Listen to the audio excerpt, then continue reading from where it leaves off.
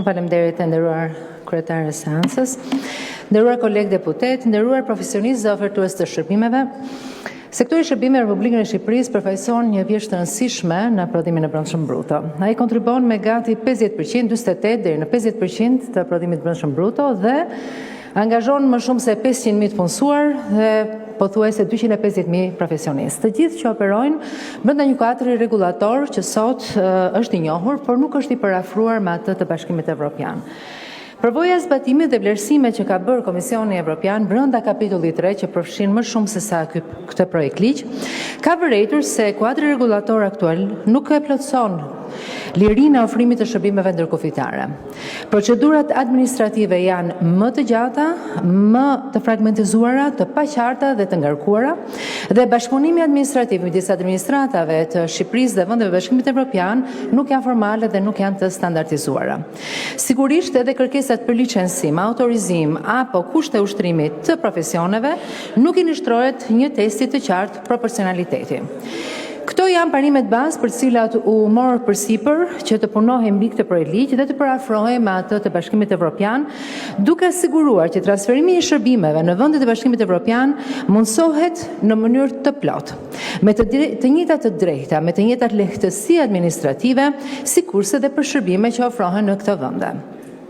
Thënë më thjesht, rregullat e ofrimit të shërbimeve janë të njëjta, si për ofertuesit e shërbimeve shqiptar në vendet e Bashkimit Evropian, ashtu dhe ata të vendeve të Bashkimit Evropian në Shqipëri. Çfarë nuk është ky projekt ligj? Nuk është një privatizim i shërbimeve publike. Nuk synon të liberalizoj shërbimet të përjashtuara nga direktiva dhe nuk zëvendëson legjislacionin aktual, por kërkon që ai të jetë në përputhje me parimet e directivës së shërbimeve. Ky ligj i hap rrugën deregullimit të skemave të autorizimeve, leje, licenca, duke shmangur që institucionet vendase të vendosin për operatorët të njëjtat kërkesa, të cilat janë të njëjta me ato të Bashkimit Evropian.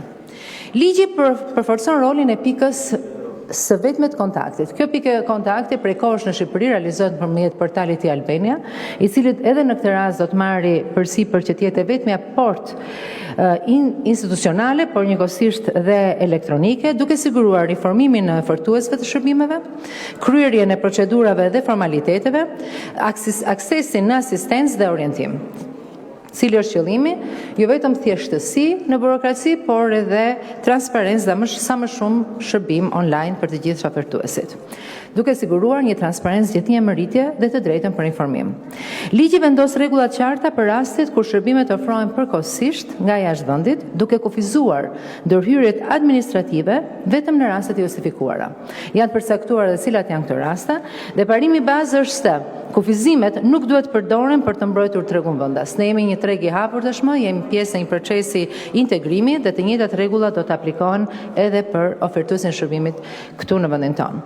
Me vendosjen e shërbimit ndërkufitar, vendosen dhe garancitë për konsumatorin, përfituesin e shërbimeve.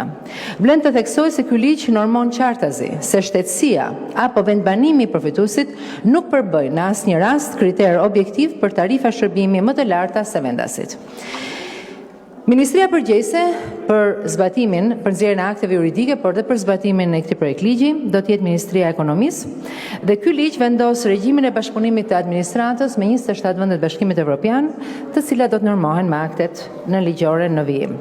Roli i sektorit privat është vendimtar. Përvoja konkrete e bizneseve dhe profesionistëve në licencim, autorizim, inspektim, shërbime elektronike dhe ndërveprim me administratën është se thelbësor për të siguruar që ligji të adresoj probleme reale dhe jo vetëm çështje teorike.